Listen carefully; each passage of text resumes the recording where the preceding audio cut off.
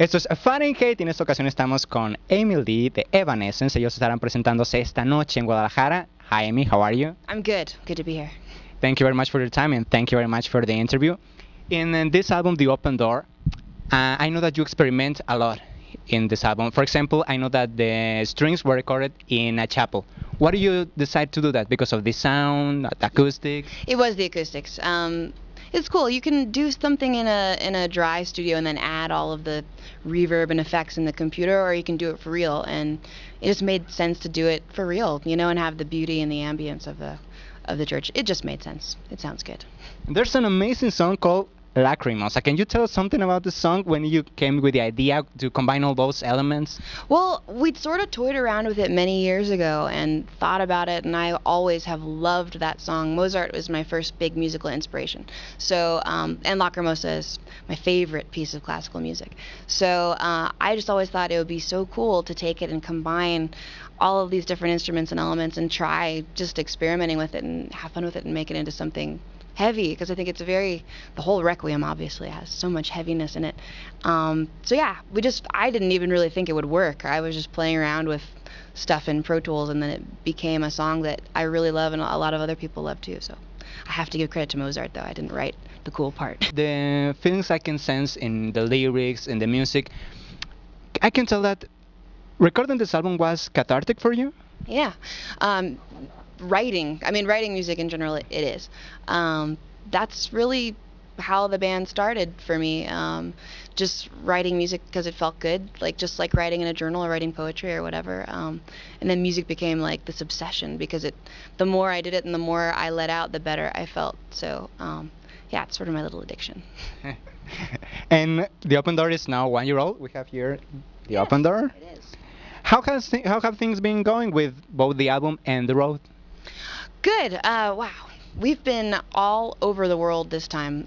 We went the first time to many countries with Fallen, but this time we went to even more. Went to Africa and Russia, all over Europe and Scandinavia and South America, and we haven't ever been to Guadalajara before. We've only played Mexico City, so this is a new thing too, and we're really excited to be here. And the album is great. I love the album. I think it's doing pretty well. Can you tell me who is your ultimate female rock icon for you, and why? Rock icon. See, it's hard. Bjork is my biggest idol. I don't know if that really counts as rock. It's alternative, but I'm gonna have to just say her anyway, because she does rock. She's incredible. She's incredible live. She's an incredible innovator and writer. And has an incredible voice. So, Bjork. And I know that in the chorus for Lithium, you wrote them when you were like 16, Yeah. right? Is there any other music from in those years that could become songs in the future? It's possible. Doubtful as always, but it's possible. I carry around a little tape recorder, and once in a while, if I just get an idea in my head, I'll just record it into the little tape recorder and save it for later. Because I really write best when I'm at home. So I've got all these little tapes full of stupid little ideas, that I've had on tour or wherever we are. So I guess once we finish touring and I start getting into writing again, I'll just pull out the tape recorder and start playing with it. That's really what happened with Lithium. I had it on a old cassette and I remembered it and I'd written it down. But it's changed. Of course I changed it a lot from what I had when I was much younger. And right now there's a lot of female front metal bands. What do you think about that? And I don't know, what do you think about the idea of maybe making a global tour with all those bands that are having success? And metal is always with male in the front of the bands, Right. but now women are in front and they are showing that they can take a metal band like yours. For It's a good thing. I think it's very cool. I think it's very cool because women have so much emotion, and it's weird that there would be a genre that is so dominated, not just metal but rock too, so dominated by men, when it's all about the emotion and the passion and the anger or whatever angst you're throwing into it. That's the whole point, especially of metal. It's heavy and horrible and everything's horrible and bad. Chicks go through that a lot, arguably more. So I feel like it makes sense to have a female in front of a band with heavy music. Would we ever do a big tour? I feel like we're all different than a lot of the bands that I think you're talking about. But that could be fun. No, I don't think so. Well, let's see what happens in Yeah, we'll see. future. Yeah, Open you'll mind. right. And now, can you tell us about the songwriting with Terry? When you started songwriting with him, and did you know, did you have an idea immediately how the songwriting would flow so well? It really, you can't predict what's going to happen in writing, and I guess I was a little bit nervous because I was excited to really have the control. With the first writing and the first album, and before that, it was with Ben, and he was very much controlling about what we would make, and the things that I put into it, I was constantly having to sort of compromise with what he wanted. So it felt so good to have the freedom to just go for it on the open door and do whatever I wanted and not try to make every song a single, you know. And I just got lucky with Terry because I knew what I could bring to the table, but I didn't know what he would bring, or any of the other band members. We all tried to write together, and Terry turned out to be just this gem of a writer and a really open-minded person and innovative writer. Like, he just encouraged me to try things that we'd never heard before.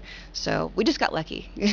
Is there any influence that you and Terry share, musical? Yeah, absolutely. I think more than that, though, we actually kind of pushed our influences on each other. Like, now he likes and appreciates Bjork, and now, like, I like and appreciate Pantera. So it's funny. But we do like some of the same bands. We're both definitely influenced by Depeche Mode and, oh, what else? U2 and The Cure. And there's a lot of bands that we definitely share that we like. And I know that Danny Elfman is also one of your influences. You name it sometimes. Have you ever considered in making the score for a film in a future, maybe? I would love to. I that's something that I've always wanted to do. That's been one of my big goals and dreams. Besides this whole rock band thing.